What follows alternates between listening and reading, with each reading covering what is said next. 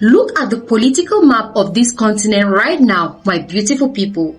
Lean forward and look closely because the desperation we are unmasking today is absolutely unprecedented.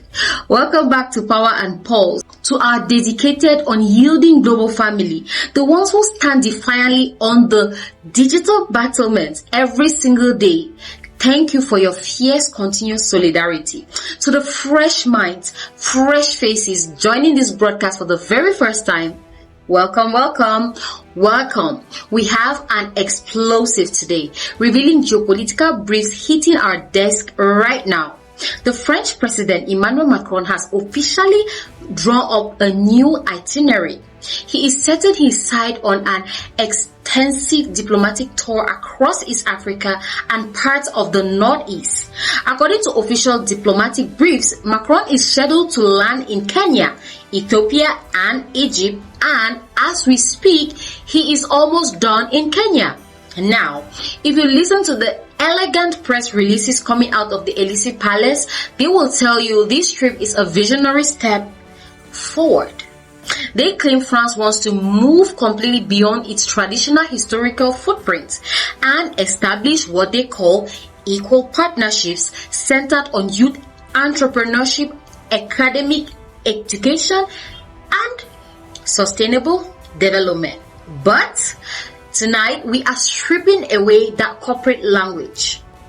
We are going straight into the trenches to call a spade a spade. This tour isn't a benevolent mission of mutual growth. It is a frantic emergency salvage operation. Emmanuel Macron is running away from a series of catastrophic, humiliating structural defeats in West Africa. He has been systematically kicked out of Mali, permanently evicted from Burkina Faso, and flatly rejected by Niger because his resources pipelines in the Sahel have been completely severed by patriotic military vanguards. The displaced manager is packing his bags and looking for fresh, unawakened territories to sustain his country's economic lifestyle.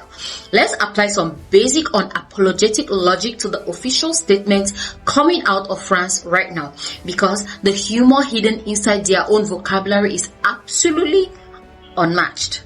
First, the French diplomatic corps explicitly stated that with this new tour, they want to move beyond their traditional post-colonial rule. Let the sheer unadulterated irony of that sentence wash over you. By standing before the global press and stating you now want to move away from post-colonial rule, you have just openly, explicitly, and legally confessed to the entire world that everything you have been doing on this continent for the last 60-something years was but an ongoing system of colonial subjugation. They aren't even hiding it anymore. They just admitted that their presence in West Africa was never about democracy, never about human rights, never about equal development. It was a structured, uninterrupted corporate operation designed to drain the natural wealth of the soil while leaving the host nations in a state of perpetual financial dependency.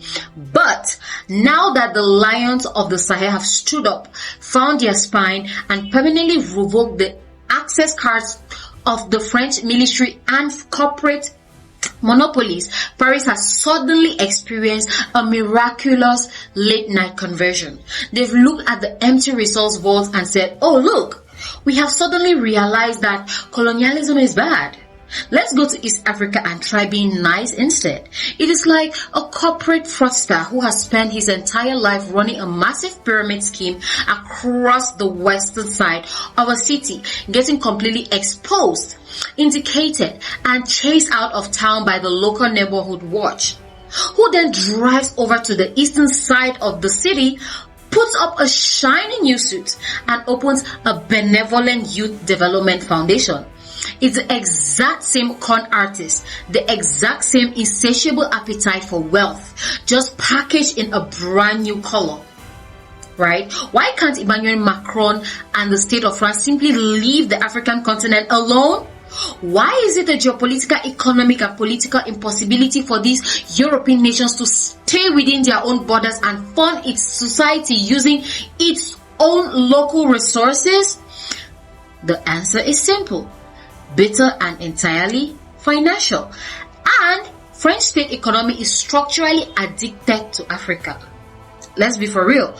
Without the virtually free input of raw African commodities, their domestic industries freeze, their nuclear power plants lose their cheap fuel, and their global economic standing faces immediate stagnation. So, for decades, they treated West Africa like a personal backyard. But the current reality in 2026 has completely shattered that comfort zone. Captain Traoré of Burkina Faso, General Goïta of Mali, and General Abdurrahman Chiani of Niger have established an unyielding, unified vanguard. They didn't just issue polite diplomatic protests. Oh no, they completely dismantled the old architecture of Francafrique. They ordered the immediate closure of French military garrisons, cancelled predatory mining contracts, and established strategic partnerships with alternative global powers that actually respect their right to self-governance. So, Macron tried everything within his power to reverse these evictions. He ran to the regional ECOWAS bloc, hoping to use them as an outsourced military hammer to drop bombs on Niger and restore a compliant administration. But guess what?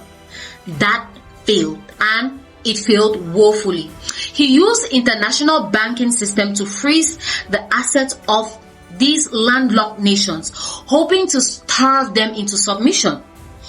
That failed spectacularly because alternative coastal gateways like Togo opened up their deep water ports to breathe life into the resistance.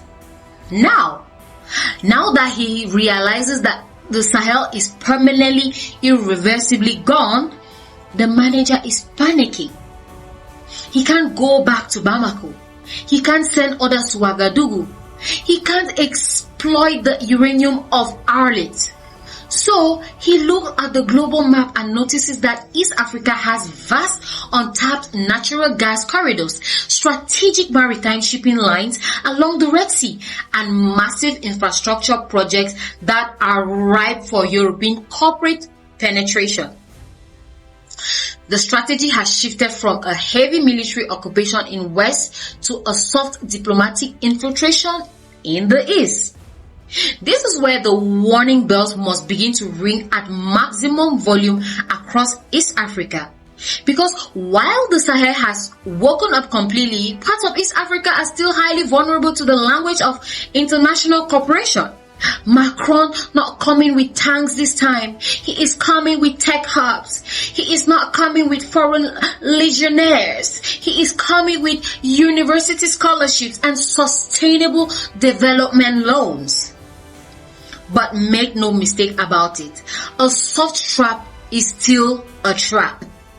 If you allow an empire to build your educational curriculums, if you allow their corporate banks to finance your sustainable development projects, and if you allow their experts to co-chair your regional entrepreneurship networks, you are voluntarily handing over the keys to your future generation's mind.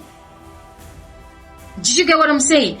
You are creating a situation where your youth will be trained to look towards Paris for validation funding and intellectual direction.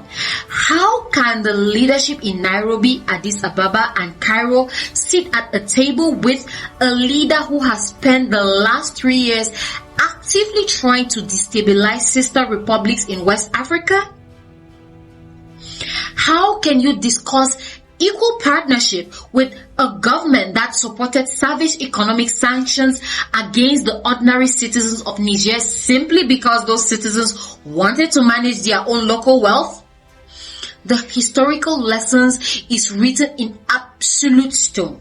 You cannot share a clean plate with a manager who has proven to be an unyielding parasite to your neighbors. If France enters your house under the guise of an equal partner, it is only because they are waiting for the perfect opportunity to set up the old colonial furniture in your living room. But this is precisely why our work on this channel is a matter of absolute native survival. We are living through a period where the global media apparatus is working overtime to rebrand imperial movements as progressive diplomacy.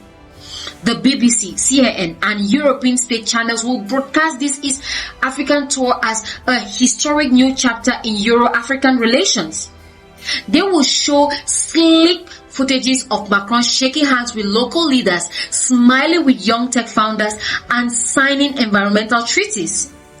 They will completely erase the context of this humiliation in the Sahel. They will never tell the viewers that the only reason he is standing in Nairobi or Addis Ababa today is because he was forcefully kicked out of Bamako and Niamey. They want to hide the weakness of the old empire behind a facade of diplomatic relevance. We cannot afford to let them control the narrative landscape. Independent digital platforms have given us the ultimate tool to act as a defense shield. For the collective mind of this continent, we are the ones who must connect the dots for our people.